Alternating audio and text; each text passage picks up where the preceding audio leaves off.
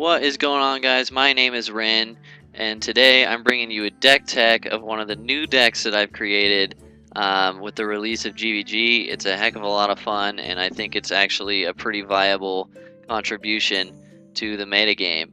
The main card in this that I've been experimenting with a lot since the release of GvG was Hobgoblin. It's a very good card, but it needs a lot of help to be successful, meaning that when it works really well, but sometimes you just can't pull it off. And I feel like that's one of the main reasons why it isn't performing well in aggro decks, is because most of the time it either gets killed right away, or if you drop it on turn 3, you don't have enough to combo with it, or you need certain, like you need one you need one attack minions for it to combo with, and even in Zoo, you don't have a lot of that on the same turn that you play Hobgoblin, and most of the time you don't get value out of it. So that made me think exactly how I could get this card to work, and I realized that it needed to be in some form of control deck where you could drop it with other minions on the same turn.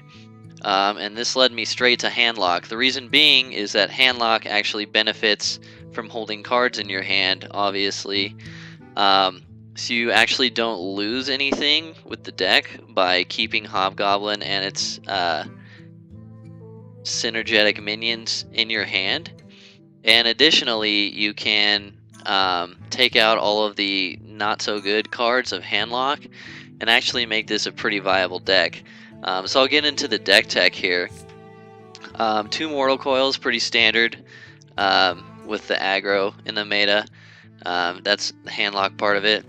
Here I have 2 Undertaker. That's because I don't have Mistress of Pain, which is a real shame because Mistress of Pain is incredible synergy with this type of deck. I'll show you what it is. It's 2 mana, 1/4. Whenever this minion deals damage, restore that much health to your hero.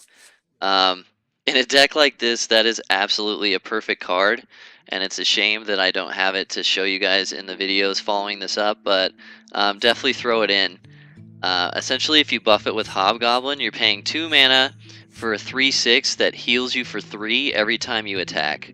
That is a Handlock's dream. To get Earthen Ring Farseered every time you attack with a minion.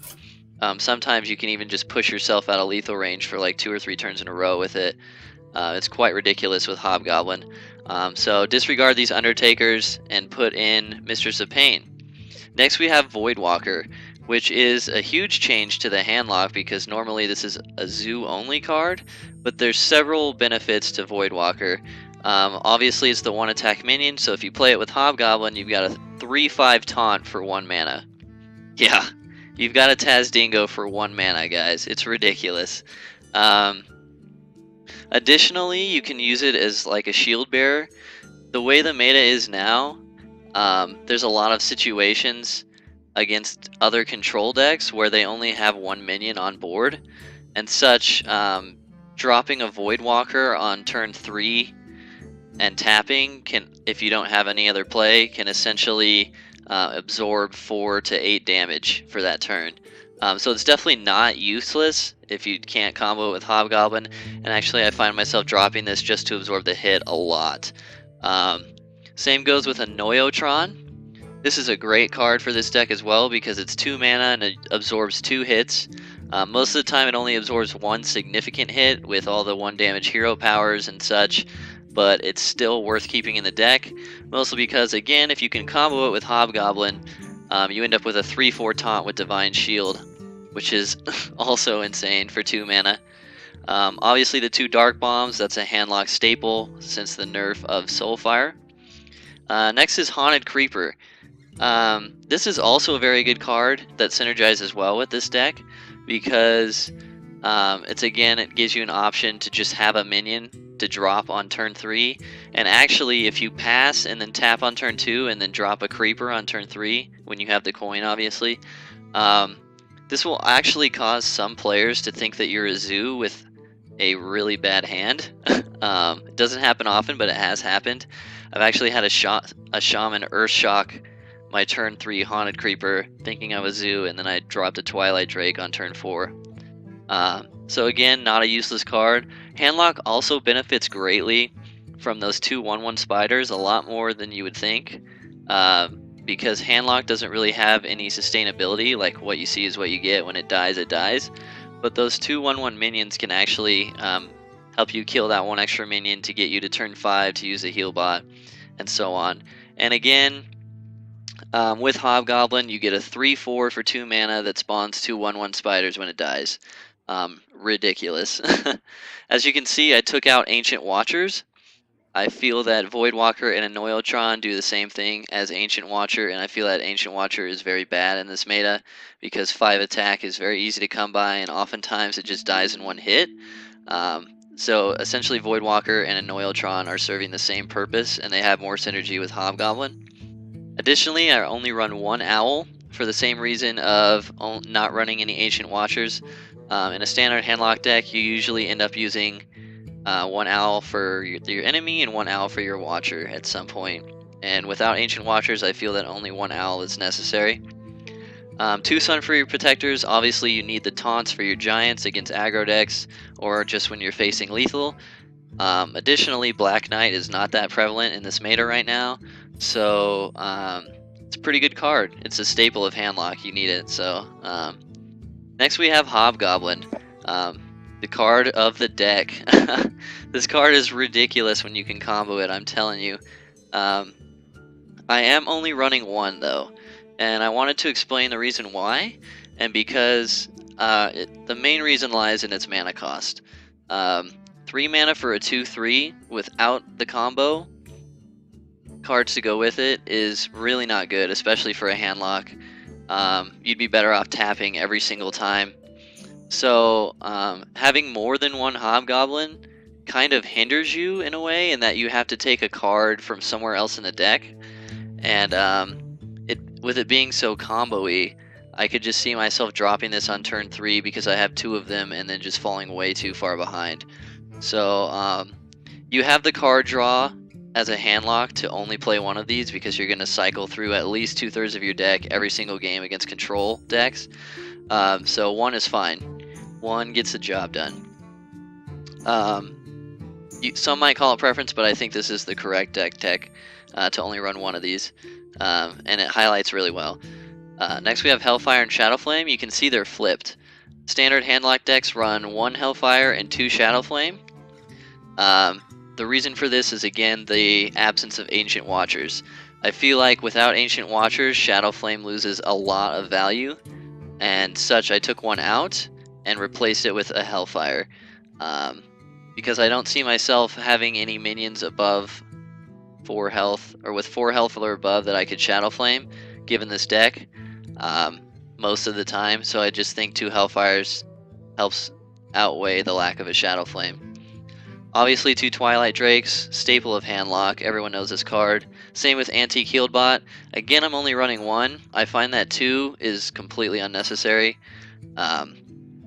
Oftentimes the 8 health is the difference between life and death, and running 2 of these ensures that you get 1 before you die against aggro decks, but it makes you really way weaker against control decks.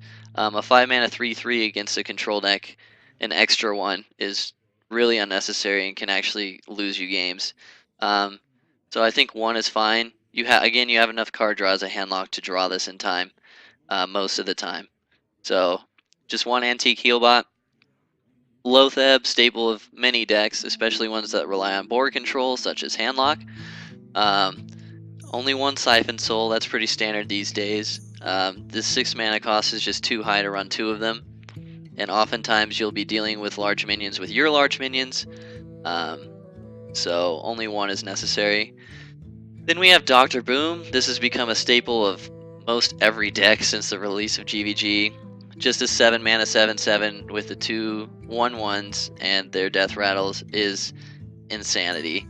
I will say that before you get too excited, the 2 boom bots that you summon do not get buffed by Hobgoblin because they are summoned and not played. If you go up to Hobgoblin again, it says whenever you play a 1 attack minion, give it +2/+2. Those bots are summoned after you play Dr. Boom, and thus they are not played themselves, so they don't get buffed. If they did, that would be insane. Also, as a side note, it works like that for all cards, meaning that Hobgoblin does not buff Unleash the Hounds, it does not buff Paladin Hero Power, and so on. But again, Dr. Boom, just a really good card, perfect for this meta, and everyone's running it. Lord Jaraxxus, staple of Handlock, obviously. Very good in the meta. The weapon, the 3-mana weapon, and then the health bonus, and then the 6/6 Infernals is just a good card. And if you play this against Priest, you just auto win, so that's always nice. And then obviously you have the 2 Giants, again, staples of Handlock. So I guess now I'll go into one thing I want to harp on again before you copy paste this deck tech is, again, replace the Undertakers with Mistress of Pain, please. They're just way better than Undertaker for this. Sure, you still get a 3/4 with upside with Undertaker, which is why I replaced it, but Mistress of Pain is 500% better than this card for this deck. So I guess now I will talk about why I think this deck is successful, or has potential to be successful in this meta. One of the things is the surprise factor.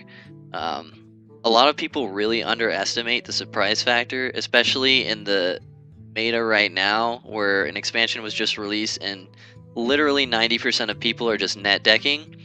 So, like, when I play people, I can tell exactly what deck they're playing and all 30 cards that are in it by the first card that they play. That's just how the meta is right now. And when people see you pass on turn 1 and then tap on turn 2, they're going to assume that you're Handlock. And they'd be correct, but they're never going to assume that you have this type of mid-range combo in your arsenal. It's a really good surprise factor, and you can also... I've also had games where, like, I've had an 8/1 Giant and a 1/2 Annoyotron on the board, and a Shaman's used his last Lightning Storm, and then I dropped a Hobgoblin combo immediately after and just sealed the game because I have complete board control at that point. It's completely unexpected. And also, I think it takes advantage of Handlock having the room to integrate this kind of concept. I'm probably going to get a lot of hate for this, but I've always felt that most of the time, Ancient Watcher, Defender of Argus, 2 Owls, I've always thought those cards were unnecessary and I just didn't have anything to replace them with. And now with this kind of combo-y look, I did. I've always thought Defender of Argus was a really bad card, especially in Handlock. When I saw people way back when in tournaments dropping Defender of Argus on turn 4, it just kills my heart a little inside. I will say that Defender of Argus absolutely has its place in Zoo, but in Handlock I always just thought it was bad. So I feel like I've taken out the mediocre cards of Handlock and given it that extra edge to catch your opponent off guard. Also, by nature of you playing Warlock and there being Zoo and Handlock, 2 different types of Warlock, like I said earlier, if you like drop a Haunted Creeper on turn 3, sometimes people will think that you're Zoo and they'll start throwing everything down and you can gain an advantage that way. So that's about it, guys. Just want to talk about how to play it really quick before I let you go. Let's say you get a Let's start with a Mulligan. Let's just start with the Mulligan. So, against aggro, you're going to Mulligan for Hellfires. You're just going to hard Mulligan for Hellfires. It doesn't matter anything else that you have. If you're playing Hunter, I would keep Mortal Coil. And if you draw a Dark Bomb on your first go-around, I would keep that as well. But otherwise, you're just Mulliganing everything for Hellfire. Because that's the only way that you're going to beat aggro. Otherwise, you're just going to play this deck exactly as if it's Handlock. You're going to be tapping a lot. You're going to be dropping your big minions. You're going to be taking care of their big minions with Dark Bomb and Mortal Coil and Hellfire and stuff like that. You're essentially just going to play like your Handlock. And then when you see the opportunity, like turn 6, 7, 8, to drop a Hobgoblin with an Annoyotron with a Mistress of Pain, that's when you're going to take it. And the beauty of holding off on that concept in a deck like this is that, again, they will have no clue that it's coming every single time, and it can win you games. So, again, I want to stress that enough. Play this deck like it's Handlock, please. If you get a bad mulligan and you end up with 2 Voidwalkers and a Haunted Creeper in your starting hand, do not start dropping them like your Zoo, because it's going to be very bad for you, because this deck is not meant for that. Zoo gets his power because it has a constant stream of low-cost minions. If you drop all that stuff and then they all die, and then you're just tapping, you're going to have weaker Twilight Drakes, you're going to have giants that you can't play, etc. So just hold on to them. If you get a bad draw, you get a bad draw. That happens in every single deck. The example I gave of 2 Void Callers and a Haunted Creeper is worst case scenario, and that'll almost never happen. As you can see, there's only 9 out of 30 cards that are part of the combo and are not part of your standard Handlock deck. So your odds of getting a bad mulligan are really not that high. Again, play it as if you're Handlock, and take care of the aggro as such, and use that Hobgoblin to the effect that it can produce, and they are very good ones. Anyway, thanks for watching, guys. I've got a couple games to show you after this to show you exactly this deck in action and how I play it with my commentary over it. So enjoy if you want to stick around for those and see how I play the deck. Thanks for watching. Try it out yourself. It's really fun, to say the least. And enjoy the deck. Hobbled be thy name. See what we get here.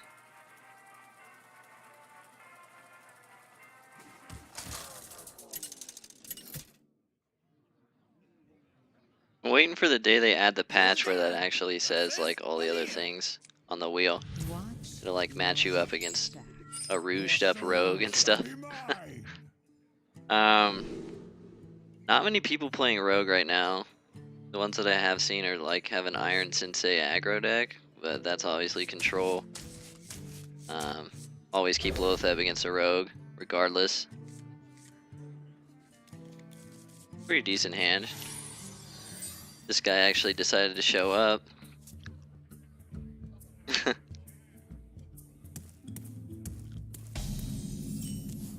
The nice thing about Rogue too is generally, unless they have sap, they don't have an answer for your turn 4. And then like sap is just like delaying it 1 turn, so they're not really accomplishing much unless they already have a huge board.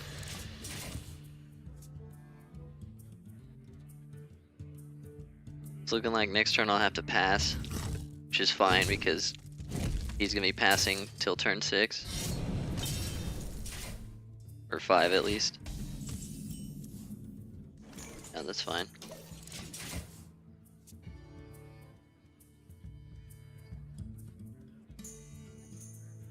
That is one weakness of this deck compared to others, I would say. Is you generally don't have a turn 3 play when you have the coin. Whereas opposed to like standard Handlock, you would have like an Ancient Watcher you could just drop. This deck doesn't lend you that opportunity. But I think it makes up for it with the combos in the late game.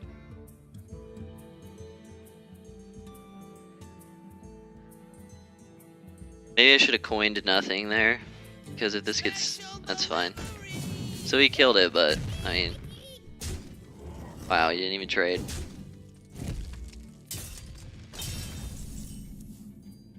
I don't think that's correct.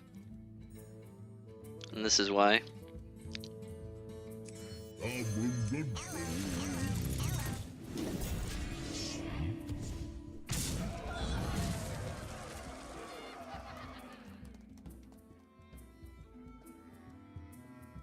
Unfortunately, Hobgoblin does not buff summoned bots. That would be really overpowered, but it does say when you play a 1-attack minion. So it doesn't work with the bots, it doesn't work with Unleash the Hounds, anything like that. It doesn't work with the Paladin hero power. But it's still a pretty ridiculous card when played correctly. And I would even venture to say if I draw a Haunted Creeper here, this game's over.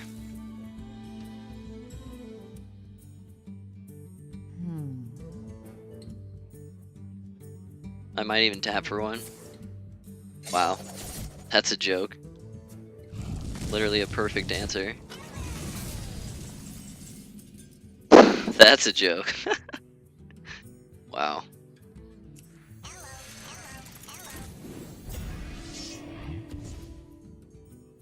I actually think it's correct to keep Lotheb instead of pushing. But the 5/5 on the board is going to go virtually uncontested.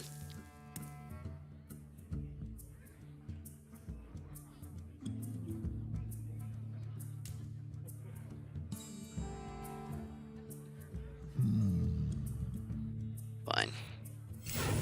I think it's more correct to keep Lotheb. I really do. I just don't feel like it. I feel like I lose a lot of games on here just because I don't feel like doing the correct play. What are you gonna do? The whole point of playing games is have fun, right? You can resist that juicy 5/5. This guy's toast. It's a pretty good turn.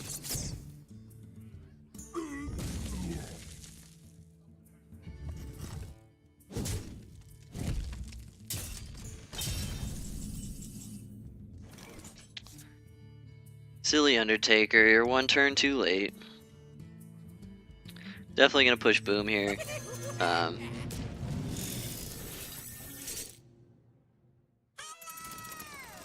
Dark Bomb is good, but the minion is better. And I have to trade.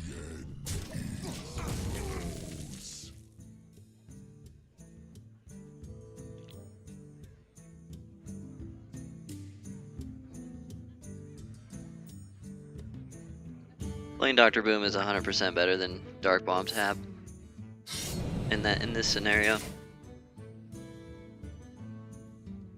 But as you can see, Hobgoblin stay on the board for 2 turns. It got me. That's Blade Flurry. Got me 2, 3, 4 taunts with Divine Shield. So, wow, and Blade Flurry. That's bad. But it's not awful. It's bad, but it's not good. Or it's bad, but it's not terrible. That's actually good for me too, because I can coil.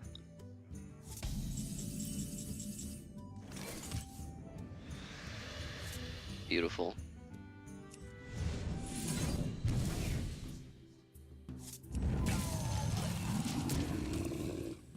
So as you can see, most of the time you just play this like Handlock.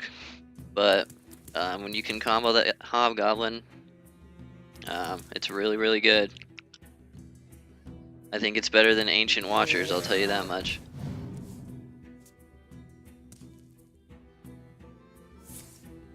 Wow. Props to him for playing that. Jeez.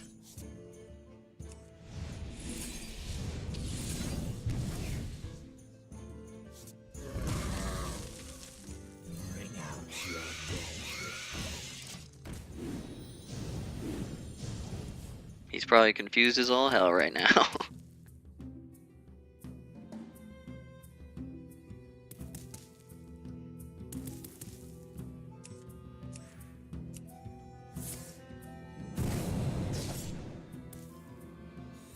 This guy's toast. It's totally fine.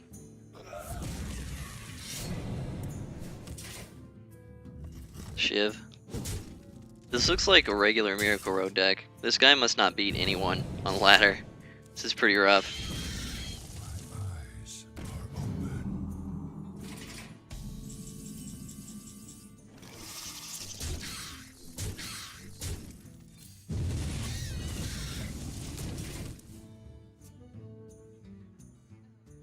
Well played. Wow, he has lethal. Well played.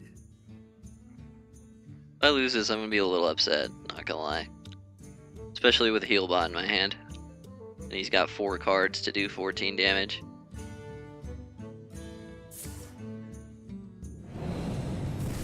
What the hell was that?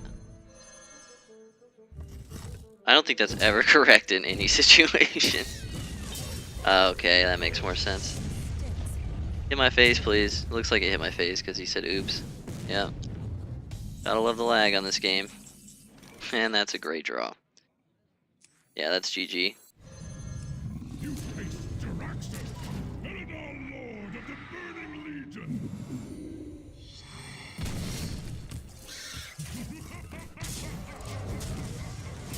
It's interesting that he played Rag in the deck, though. Rag's making a bit of a comeback.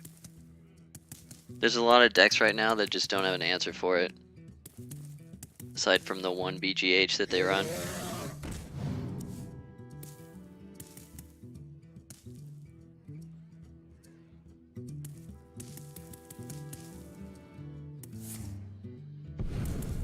Sprint.